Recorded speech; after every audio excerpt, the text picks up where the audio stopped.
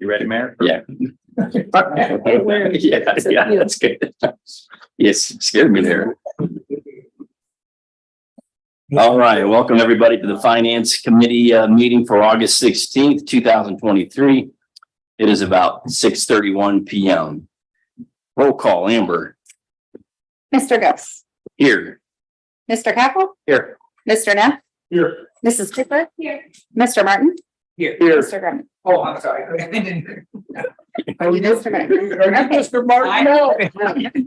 Mayor St. John is absent. He's distracted with wedding bells. Yeah. He's present. All right. Okay. I didn't say here fast enough. Yeah. Since we're in the Finance Committee meeting, you have a special request for a big wedding tomorrow? No. It's good. Pray for good weather. Not tomorrow, but Saturday. Yeah. All right, let's go to new business. We're going to talk about the audit findings. Are you gonna do the minutes? Oh, I'm sorry. Thank you, Mr. Martin. Yes, we need to approve the minutes from our last meeting on July 19th, 2023. Motion to approve. Motion to approve by Mr. Capel, Second. second by Mr. Grumney. Any discussion, corrections? Okay, roll call. Mr. Capel, Yes. Mr. Grumney, Yes. Mr. Martin, Abstain? Mrs. Cooper, Yes. Mr. Neff, Yes. and Mr. Gus. Yes. Okay, Mr. Ghost should probably abstain also because he Yeah. wasn't there. on July 19th. Was he here? You listed it. Honestly, I can't in the recall. minutes. Okay, let He me shouldn't abstain, then the minutes are wrong, right? let me do a double review here. Okay. I don't think you were here. That is correct. I don't think you were here. Thank you, Mr. Martin. So I will change yours to abstain. you will amend my answer to abstain. Okay, very good. All right, let's go to new business audit findings from 2020 to 21. Dana has the results. So you all have received earlier an email a couple days ago with the reports. Hopefully you've looked over that. I have somewhat. I did not see anything major there, and I talked to Miss Stefan earlier. Stefan, I'm sorry. And it's my understanding that we just have some mispostings, some misclassifications. And those things need to be reclassified, and that's both on the expense and revenue side. Yes. I'll let you go ahead from here. Okay, thank you, Mr. Gus. The auditors of state have finally finished auditing and submitting a report on 2020 and 2021 fiscal years. We did, it did take them a long time, and they did apologize for the length of time that it took them to complete the audit, citing numerous various reasons as to why questions that had come up and such. But as of last Friday, he was submitting it, the auditor of state was submitting it to the clerk to be certified, and it should be certified on August 24th. And when it's certified, it'll be available on the auditor of state website for any entity to view and review and download and look at our financials. And that's important when we have a bond rating such as we do coming up. So the August 24th will be when it is released to the public, which is 6 days prior to our ratings call with Standard & Poor's. So timing is good. In response to some of the findings, well, I'll go through some of them at a high level so that you all are aware of what was noted in the audits. Again, this is for the years this ending December 31st, 2020 through December 31st, 2021. So it's a full 2-year audit for 2020 and 2021. Finding number, I'm going to start with the year 2020, and there were 3 findings that year. And I'll just start with finding number 2020-001, financial statement presentation, material weakness.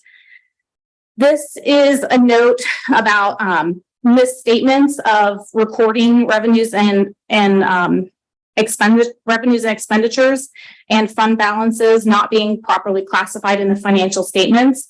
And there's a list of 6 different items where adjustments are recommended to be made to the financial statements for the year ending December 31st, 2020. Each of these I've read through in detail and have noted that we do currently book these in the correct accounts as of now. So these are not going to be any issue going forward.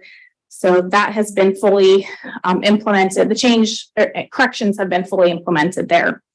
And you'll notice at the end of each finding, there is a space for officials' response.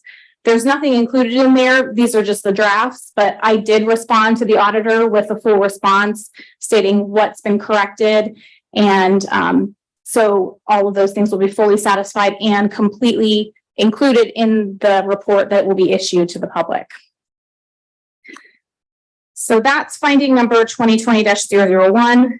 Okay. Next, we have finding number 2020-002, revenue reporting, material weakness and non-compliance. This is very similar to the one that we just discussed.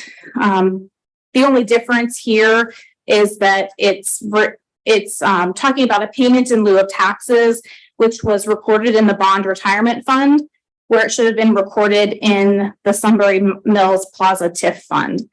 And another smaller amount was improperly reported there as well.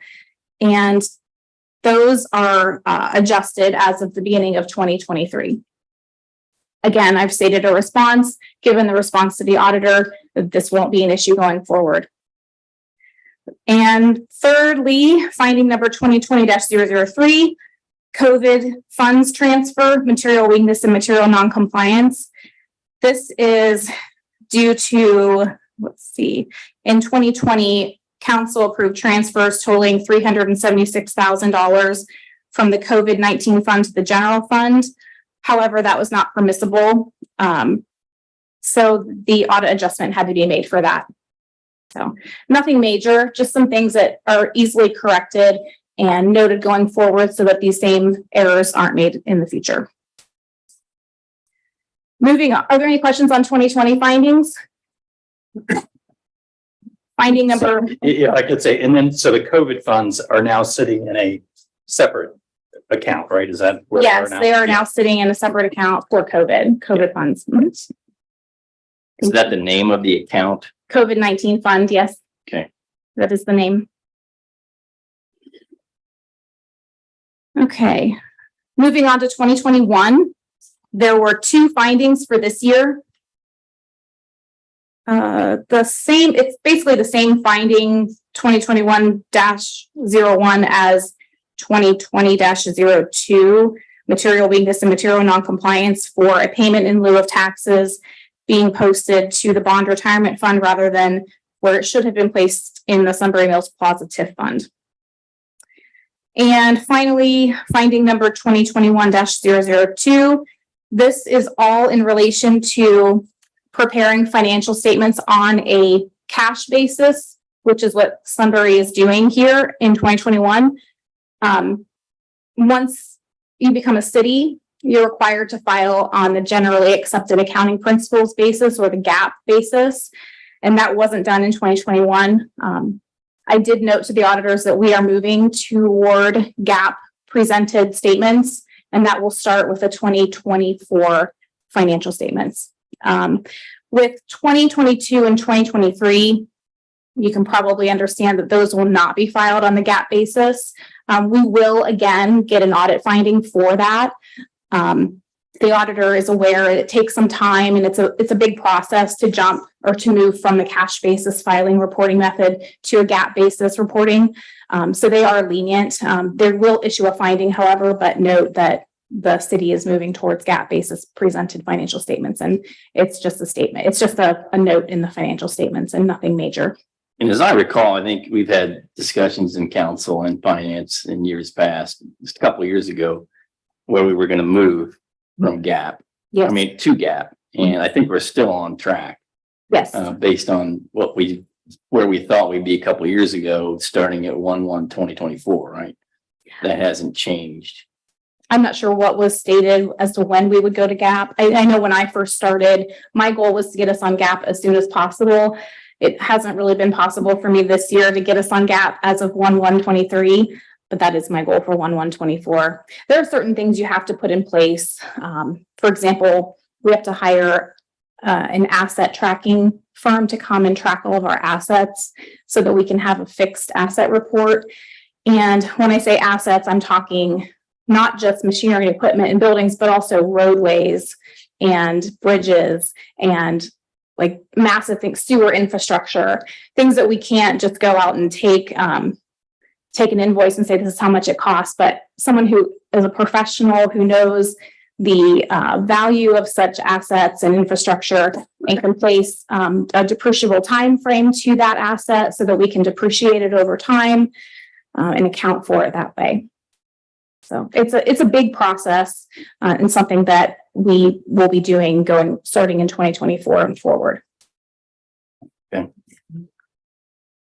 So those are all the findings that were listed in the financial statements. In addition to that, there's a management letter that the auditor of state provides. And this is written to city council. And there's a couple paragraphs there.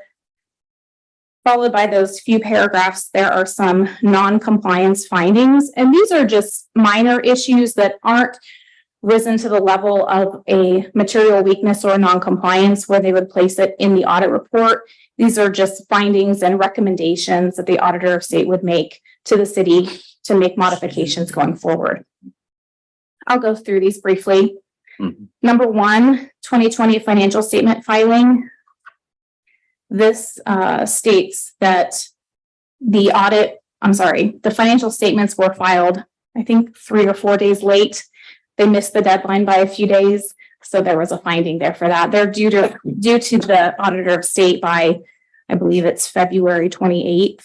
Is there a grace period or do we get fined or anything like that? There's a small fine. It's not major, but there is a small fine if you don't. Maybe $100 or yeah, maybe $100 at most. Okay. We would have paid that already. Yes. Okay. So that was a non-compliance. Number 2, ineligible computer fund purchase. This has to do with the Mayor's Court Computer Fund. Back in 2021, there was a charge to the Mayor's Court Computer Fund account, which was an inallowable expense from that fund. Finding number 3, budgetary level of control. It says that for the years ending December 31st, 21 and 20, City Council approved appropriations at the fund level, which is not the legal level of control. We have to approve appropriations at the fund, function, and object level. Therefore, whenever appropriations are approved through the budget process, we have the entire the fund and the department code and the account code listed for every dollar amount that's appropriated. That is the appropriate level that they should be appropriated at. That was not done for every appropriation in those 2 years during the audit. So, but it is being done now. Okay. And then finally, some recommendations. Looks like a few here. Tracking and reporting of federal expenditures. This relates to CARES Act COVID funding. According to the U.S. Treasury, the CARES Act money was required to be tracked very strictly and reported on a federal database. Apparently, it wasn't tracked as strictly as it was required to be. So that's just a recommendation to better track federal spending money. Number 2, proper public purpose.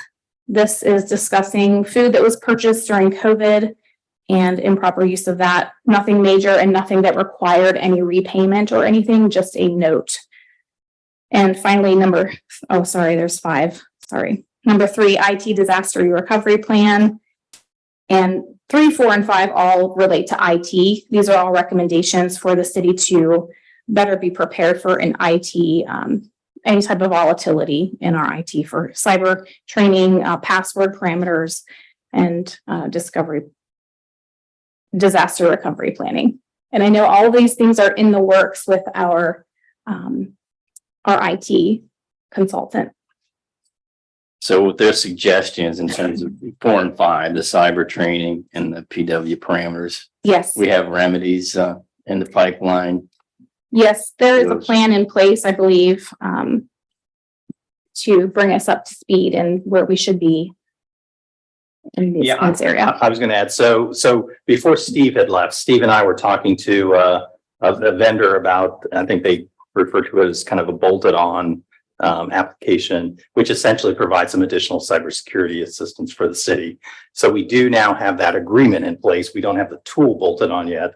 We're working with the IT folks to do that. And basically what it does is it'll provide more consistent monitoring of emails that are coming into the city when there are these suspicious emails. They'll do some additional research and check on that, just to kind of understand where they're coming from, what the risks might be. They also offer training for staff, so we'll probably take advantage of that as well to just kind of familiarize people with kind of what they need to know today. And then the final thing is they will test the system as well by sending occasionally bogus emails to employees just to see kind of who and where the weaknesses might be and additional training might be needed. So that all of that is, like I said, we've got the agreement in place. We just haven't bolted on the services yet, but we're working with IT on that. Okay. Is the same idea too, Daryl, with the disaster recovery plan? Are they also specialize in that as well? Or is that just on the computer side that they handle? Yeah, that we're probably going to have to develop, I think, a different plan around Okay. the recovery side. We do have recovery features in place though. Okay. Already. I mean, there are backups. I don't remember them offhand, but I think they're both on-site and off-site holding of historical information for the city, so that if it did get compromised in some way, you could at least go back in maybe a day or two and kind of retrieve that data. Gotcha. Yeah. So, again, I don't know all the specifics, but we've certainly talked about that stuff. Okay. Yeah, you probably discussed extortion coverage, I hope. I think we've added that to the insurance. Yeah. I believe so. We want to make sure we have a robust coverage Yeah. amount for that. Yeah. That happens more than you think. And it's happened in Central Ohio. So yes. Mhm. Mhm. Okay. I just want to also state, I feel it's important to go through all of these, not necessarily to say we should have, well, yes, I guess it is to say we should be doing better, but we are heading in the right direction and a lot of these things have been corrected. So I feel very comfortable with the findings that did come through and where we stand right now. I feel like when we get our next audit after 23, we'll be in a very good position. I also want to state that going through all those seems kind of like a drag, but I feel like it's important for all of you to understand what the rules are and the risks that we are subject to so that we can make sure to mitigate anything so that we're not subject to anything, any kind of major disaster. Yeah, absolutely. There was no, other than what we talked about earlier with that nominal fine, Mhm. no other fines or No, penalties of any kind. nope. All of these Penalties. findings are basically errors or omissions or accidental, nothing Yes. intentional or no Correct. criminal actions were found, right? Correct. Just as a side note, since you mentioned, the auditor of state does have findings for recovery that are issued on occasion. Whenever they do find that malfeasance or misappropriation of assets has occurred, they will issue a finding for recovery in which the city or a staff member, if found, to be misappropriating assets, is required to pay back that money. And none of that's happened here. So there's nothing to worry about. You said on the gap, excuse me, that's gonna repeat again next year. It will so this is over 2020 and 21. So the next biennial audit will be over 22 and 23. And since at this point, at the end of 23, almost the end, we're not on a gap basis yet, we will continue to get that finding in our audit report. Is there any actions that are taken for repeat findings, or is it just gonna be? No. Won't be any fines or penalties on that either? There won't be any fines or penalties on that, no. You've notified them ahead of time. That helps, I assume, right? Yeah, I'm sure it does. Okay. The outcome would be the same, but they like to know that you're working towards going to the gap basis. And our certified report has to be submitted by August 24th. That's when it will be available to the public. Okay. Yes, it's in the process of being certified right now. It just it takes a few days to go through the Oh, I see. Okay. process. I don't know how else to call it, So, but yeah, August 24th, it'll be available on the website. And That's finally, our website, right? on the AOS website, the Auditor of State Auditors. website, Okay. yeah. Will we put that on ours as well, or is that typical? Typically, no, but we could put a link Put a to the AOS website. Typically, though, if anyone wants to look at the audit, they would know where to go, or they could give us a call and we could direct them to it or send them a PDF of the audit. How often does somebody think, oh, I want to look at somebody's audit? The typical person, probably never. Right. But, yeah, Did you ever have that Thank- request over in Johnstown? Remember? well, yeah, funny story, because they were unauditable for a period of time when I first started. Unauditable, they were on the unauditable list. Because We they won't. didn't have the books, the records or what? Yeah, we won't go there. Okay. Well, we should. No comment. But, I did also want to point out on page 15 of your packet, these are the fund adjustments that were required to be made. And these fund adjustments were discussed in the audit findings. So these were just minor. The biggest one was the 49,000 increase in fund balance from the bond retirement fund to the TIF revenue fund. Mhm. It's just a reclassification of where the money needs to go. That was the TIF revenue for the Kroger Plaza. Okay, so these are the actual reclassification Yes. amounts. And one more thing, if I may, since these restatements had to be made on this page 15, there had to be an adjustment to the certificate of estimated resources. This is a fancy word for like a budget that the county has to approve. So every year, the city has to submit what they expect to collect in revenues and what they expect to spend for the year. They send that to the county, and the county reviews it and they sign off on it and say, okay, you've got enough money for what you say you want to do. If anything changes in your fund balances, like here, like we had some changes from the audit, I have to send those adjustments to the county and they have to send an amended certificate. And when they do that, council will be asked to approve that. So you'll see that probably next council meeting. I expect the county to approve that next Wednesday. So, just a heads up. that will Right, come. so for the preliminary agenda that went out, you may have seen we had a placeholder for a resolution related to the budget. That's what she's referencing. It's not on the agenda tonight. Again, we'll Yes. probably take it up at the next meeting. So basically, it's just which account the expenditure got assigned to is what the issue is. It wasn't like that any money was taken out that wasn't supposed to be taken out. Yeah. Precisely, It's just a matter of having it marked to come out of the right account. Mhm. precisely. Thank you.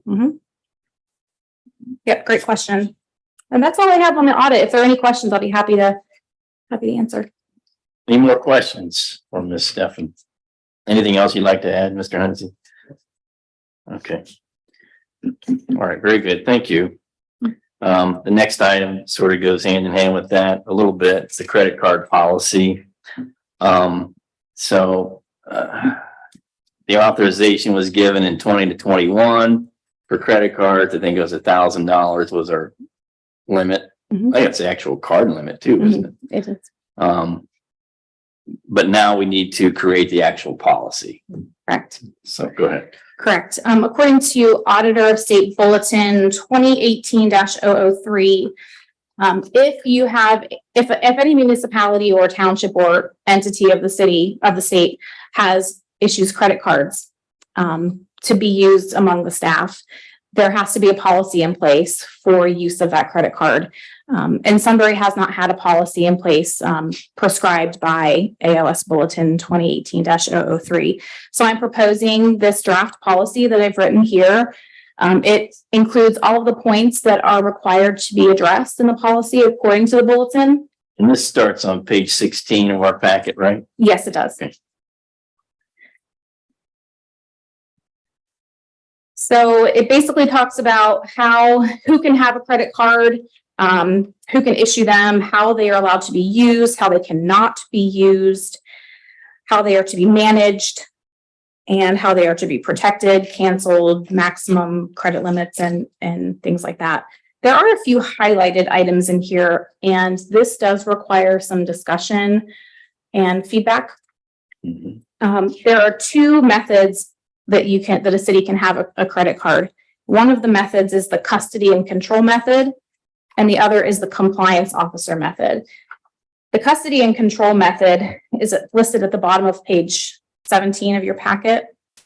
And this custody and control method states that the credit cards are physically located in one physical location at all times, unless they're signed out to be used. That's the custody and control method. The compliance officer method, alternatively, is where physical control is not maintained of the credit cards. Rather, a compliance officer is assigned to be kind of like the administrator over the credit card. The compliance officer cannot be the treasurer or fiscal officer. They cannot be an authorized user of the credit card. Basically, it takes those risks away from the credit card users and takes it away so that there's segregation of duties there, so that there can't be any fraud done by someone who's holding the credit card and paying the bills and making sure that, you can see where there might be some issue there of lack of segregation of duties. So the question comes, do we want to go with the custody and control model or the compliance officer model? My recommendation, since we have credit cards issued to police chief, deputy chief, myself, and the wastewater treatment plant. Service is getting one, yes. Since we're all at various locations, Right. I did not feel that the custody and control model made a lot of sense. That means that those particular persons in those departments who wanted to use a card, they would not have it on them. They'd have to Correct. come to you Yes, to get it. they would have use to, it. yes, they would have to come to whatever central location where those cards are physically located at all times, get the card, sign the card out, return the card right away. And that, as you can imagine, could be a hassle if you need something right away. The compliance officer model, with using that model, each individual who is assigned a credit card can have it on their physical person at all times. However, the compliance officer cannot be anyone who is assigned a card. So it has to be a third party, someone who works within the city, but who doesn't have access to purchase anything with a credit card or authorize any use of the credit card whatsoever. So do you have that person in mind? Well, we don't have very many people who it could be. Exactly, that's what I'm asking. Yeah. Says here the mayor would appoint the compliance officer. Yeah, Right. the mayor would appoint the compliance officer. Like I said, it can't be me. It could be Daryl or Amber. Amber just shook her head. And many other people. Harold, do you have a Look, card is the now? one we want to cross, I It's can not. tell you. So what is the role of the compliance? So are they just checking receipts and making sure they apply appropriately to the? Really? Sitting here on a monthly basis. Yeah, a monthly, there's a very limited role that the compliance officer takes. They just have to, there's a quarterly process where they have to review the number of cards the city has and the number of active cards and the credit limit for each card. So there's really not a lot for the compliance officer to do other than kind of maintain control over who has the cards, what the limit is, and And Daryl, does this all make sense to you? Because you could be the person, right? I guess it could be me. Yeah. It does make sense. I get it. Okay, It couldn't be Amber because, I just say Amber spends way too much money on that credit card, so. now is this something that has to be done via ordinance then at a council meeting and all? a resolution at least would be great. Okay. Yes, All right, yes. Is this something you'd like to see us decide on next meeting? I would like to, just because, we're not in compliance right now. So I would like, since we don't have a policy in place, I would like to get this in place ASAP. just as that could become an issue on the next one of these Sure. Yeah. evaluations, yeah. Just out of curiosity, for the purchase cards that we have currently, how often are they used? So I see about 1 or 2 transactions a month at most from police chief and deputy chief. The card that I have possession of, it's mostly used for like the Zoom monthly meetings. Any type of like monthly subscription that we pay is typically on that card. Occasionally it we use to pay for something on Amazon, although we do have an Amazon invoice account. So not very often. Do we have $1,000 limit collectively, or does each card have $1,000 limit? Each card has $1,000. Right now, there are 4 cards issued, and when service director gets it, we'll have the 5th card. So it will be $5,000 at that point. And it seems like this is something that we can appoint someone else down the road as our staff grows, because I'm sure Daryl doesn't need one more thing. But if Daryl's the last one we got left, then that's who we appoint, and then we can pass it on as our staff grows. And we don't give them credit cards. Yeah. And you're recommending that the mayor be the actual person to make the appointment? Yes, It must be a staff member. it was stated in the bulletin that the chief executive decision maker, I forget how it was worded. Okay. And I took that to mean the mayor in our case. Yeah. I don't know if that would mean Daryl or not. No, it wouldn't mean me. I wonder if it says chief elected official. That might be it, but Yeah. we can confirm whether that's a council determination or whether that's the mayor's determination. Mhm. We get that written in. Okay, well, let's put this on the agenda for the next month meeting. Maybe we can finalize, give you guidance.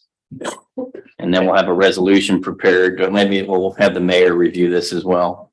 And get his feedback. If he feels differently, I mean, I would think we want to go with the compliance officer model. Makes the most sense, That's what she's recommending, yeah. unless someone else feels otherwise. I think that's fine. I think the only thing, if it's not a lot of purchases, and I'm fine with the compliance officer model, but if it's not, I mean, if some departments don't really use a credit card at all or do they need to have one on them is the only thing that. But I mean, $5,000 total is not a huge exposure. That's not a huge liability, but I'm just wondering if, like, for example, if what the water facility or if they don't really use it, do they need one? Mhm. Is that necessary? But that's all. So, but I'm fine with the compliance officer model. I'm fine with it too. I have used cards under the custody and control methodology in the past, so that's what I'm used to. I'm just curious, what do large municipalities, as we grow more and need to adopt this policy to that growth? Yeah. Does the compliance officer model still fit as we increase in staffing versus the custody and control? I think as we grow, the compliance officer model makes the most sense. Yeah. Because otherwise, the only other alternative is to go sign out a card every time you need to make a purchase. And you have more staff doing so. Yes. Yes, okay, makes sense. Becomes much more cumbersome just to get through the day. Yeah. Yes. Yes. And that model also does indicate that city council would have some oversight as well, Yes. maybe semi-annually or quarterly, something like that. Yes. Every quarter, Okay. I believe it is. So. All right. Anything else on that? No, that's all I had on credit card policy. Any more questions from Ms. Steppen? Okay, thank you. Thank you. Let's move on to monthly variance reports. Danny,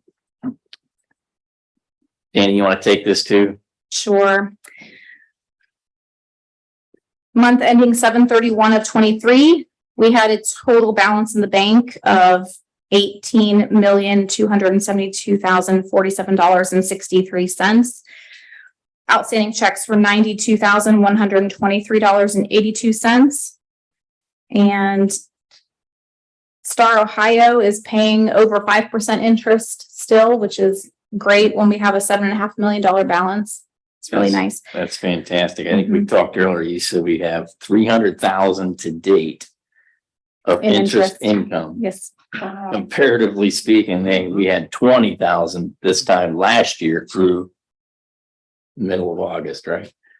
I don't have that number in front of me. I know that's what was budgeted. Budgeted, I'm Yeah. sorry, budgeted. We budgeted for this year 20,000. And we have two. We're up roughly 280,000 through middle of August. Right. Interest. That's incredible, really. And I also have the year-to-date through July income tax collections. We are up from the same period last year by 18.8%. So that's looking positive still. Mm. And let's see. Okay, so I did provide the variance reports for the revenue and expenditures, and those start on page 20 of your packet. There's really not much to call out here. Everything is fairly in line with expectations. We did have, council did approve some appropriations last council meeting, which helped us cover some invoices that were due. So that was helpful. And it also helped us with our spending, our variances. Although you won't see those until July. You won't see those until August. This is only through July. But there, on the expense side, there's not much to call out either. Traffic signals is over budget right now. We're at 67% of spend. So that's mainly due to electric costs. And as you all know, electric costs have been rising. So that's not something that's totally. In terms of dollars and cents, though, it's just $7,000 year to date that we Yeah. spent. Yeah, We very appropriate true. 10.5. It's a good perspective. Okay. You had Um, another highlighted item there on the next page. the total admin department is over budget, 70% spent. This does not reflect the appropriation increase that went through last council meeting. So when I include that appropriation update, the percentage spend will decrease. So we'll be more in line. And that'll show up in the August report. And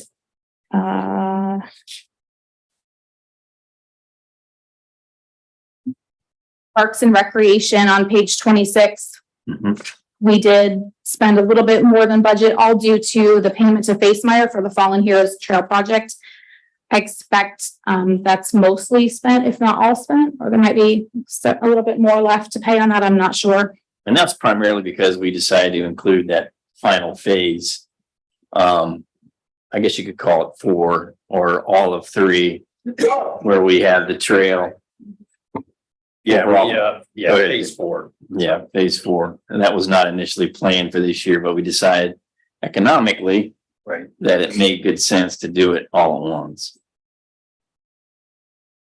On page 27, the sewer fund is over budget, primarily due to the semi-annual loan payment that was made in July. So we've made both payments for the OWDA loans.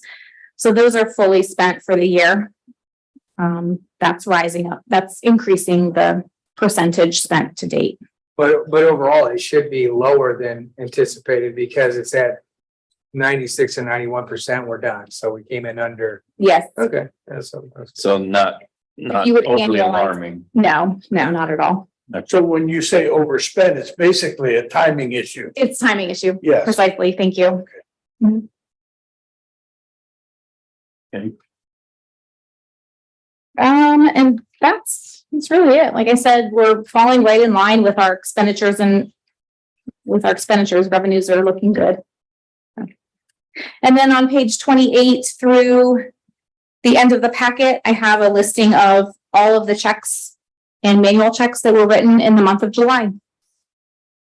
And some of these on this list would be part of that outstanding number of 92,000. right? Yes. Okay. Yes. some So it. of the, looks like you wrote 1,063,000. Mhm. And 92,000 of that's outstanding. Yes. Okay. Yeah, this was a big month for payments, and the largest ones there were one payment of $215,000 to Facemeyer for what we were just speaking of. Yeah.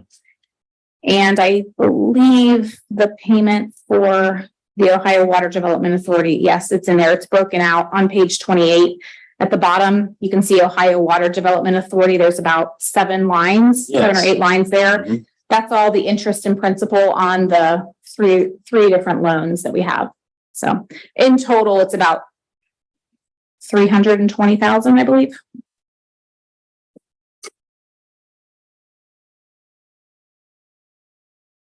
I see a few there on 28 in the center, soil and materials engineers. Are those inspections? Soil and materials engineers, they are for Martindale, 4 of those. Okay. the former Martindale property. Oh, okay, over here in the corner. Yes. Oh, yes. Trying to finalize that, the drilling over there. Okay, Yes. that is completed now, I believe, isn't it? Do you know, Daryl? Well, I was gonna say, They released a final report? I haven't seen the final report. Yeah, I think my recollection is this, that the Ohio EPA did not sign off on the covenant not to sue.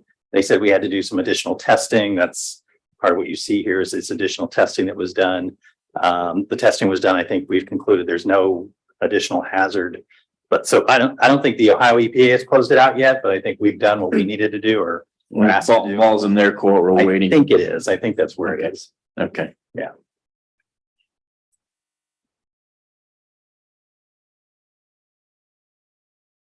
Any questions for Ms. Stefan? Any of these checks or any of the expenses? Oh, sir.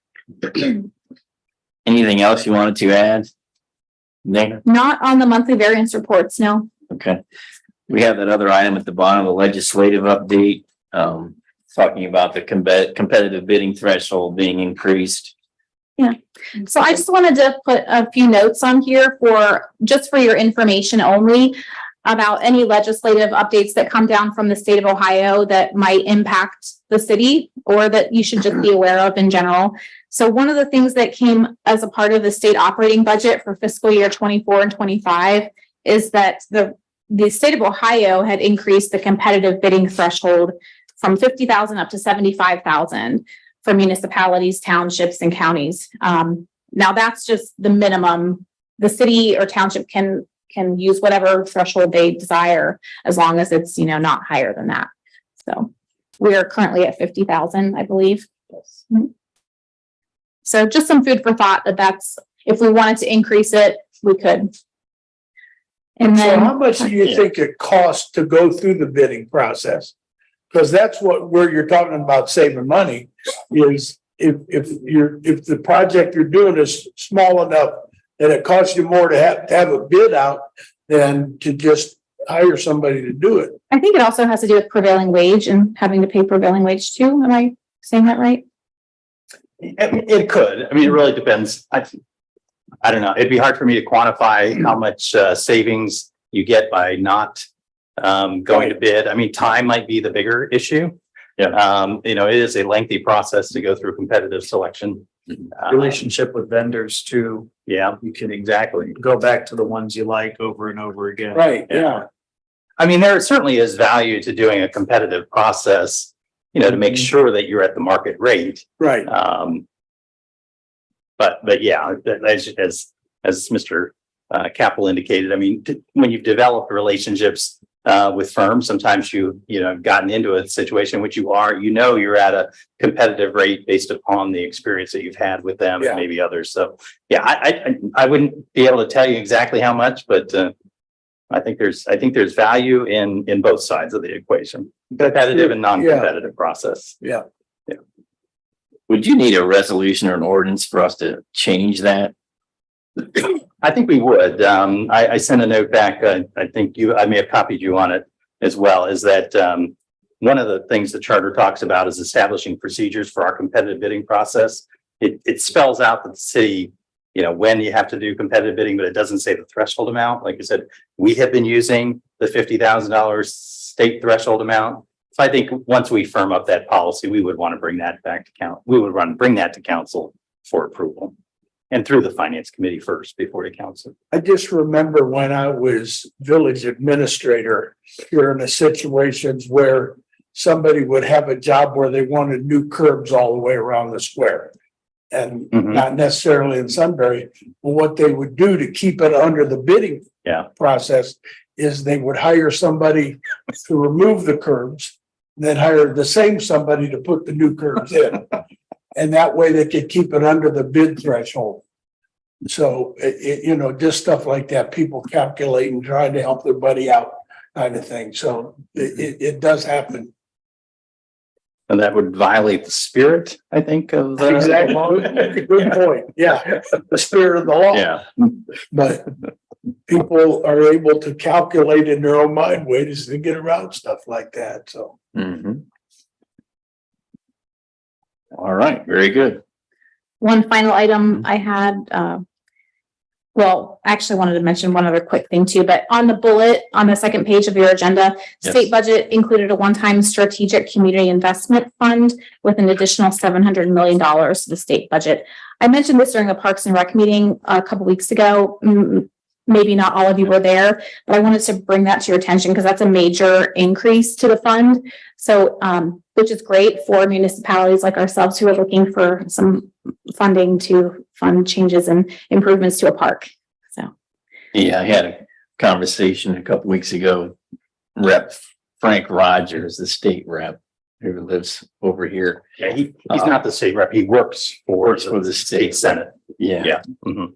I'm sorry. And yeah, he let us know about that. And it's my understanding that on or about October 1st, that's where the discussion process should start taking place, right? yes, that was the recommendation. With legislature. Mhm. Okay. And just one final thing for just an FYI, if you wanted to know, the state budget also approved that individuals under the age of 18 are exempt from municipal income taxes. Now, in Sunbury, it's been that way. So we do not charge minors under 18 any income tax, but it's now a statute from the state of Ohio that they are not subject to municipal income tax at all. So, just a little FYI. Same age, that remains the same, 18. Yes. Okay. Very good. Thank you. Any other new or unfinished business? I had something that I just wanted to bring up to the committee. I was gonna say it in new business in the council meeting, but I think it's more appropriate in the finance committee meeting. I had a meeting last weekend with Holly Quain, I think is how you say her name. Yes. Quain, okay. How do you spell that last name? Quaine. She is the president of the Delaware Chamber of Commerce. And she was talking to me about Leadership Delaware. And some of you may have gone through the academy, or I'm not sure what they call it, the program, or you may have heard of the program. If you haven't heard of it, I'm asking that you please look it up. It's a 9-month program, and it's 1 day a month, and you do things like there's like an ag day, social services day, government day, law enforcement day, economic day, and there's various panels, and it really takes a county-wide view. And it sort of raises leaders, and it teaches you about things you may not know that may not be going on in your area, but they are going on in your county.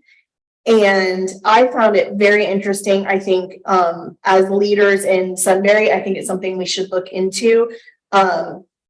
It's the program is 9 months long. It starts in the fall, so it's too late this year. But maybe for next year, I want to just for you guys to start thinking about it. It's $1,000 to do it. I asked Mrs. Steppen how much money we currently budget for council, professional development, trainings, things like that. And she said we are budgeting $1,000 a year. For reference, in 2023 so far, we've used $320. 2022, we used $275. In 2021, we used $172. So we are not using all of the amount of money that we have budgeted for ourselves. So I know Dana's going to probably be coming at us soon with budget for next year. So before she does that, I just wanted you guys, please take some time, look up the website, look at all the things it offers and see. My recommendation is perhaps we increase that budget maybe by $500. We have $1,500 in that. And once a year, or one council member a year, maybe could go through that. I'm definitely interested in doing it next year. I really think it's beneficial. She said when you graduate, you're considered the class of 2024. And she said folks make connections for a lifetime. She's had folks like lose their jobs during the time, and then somebody else that they meet in that class is able to network with them. Just sounds like great for the leadership in Sunbury. And it also really, it made me feel like it's kind of, you maybe wouldn't think this, but I think it would help our small town feel if we understand our county and we can we understand what Sunbury brings, but if Sunbury is missing something and we have a resident or we have some development come in, I just feel like if we know what's out there, we can help more people.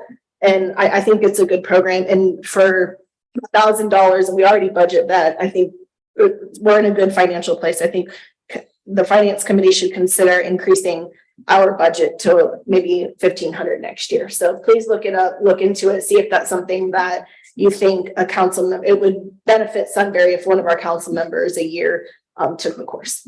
Yeah, I totally agree that they do that. Our Westerville Sunrise Rotary Group, I've been part of for about 10 years they've sponsored that for Westerville, Leadership Westerville. And they always talk about the folks that go through that program come to us in the meeting and give us feedback. And it is a very highly regarded program, just like you said, very valuable. I think that's a great idea. Okay, thank you. Yeah, absolutely. Thank you for that. Yep. Anything else? Anyone? Okay, motion for adjournment. I'll make that motion. Second. Second by Mr. Neff. Any discussion? Roll call. Mr. Ghost, Yes. Mr. Neff, Yes. Mr. Martin, Yes. Mrs. Cooper. Yes. Mr. Grumney, Yes. Mr. Capel. Yes. 6 yeas, we are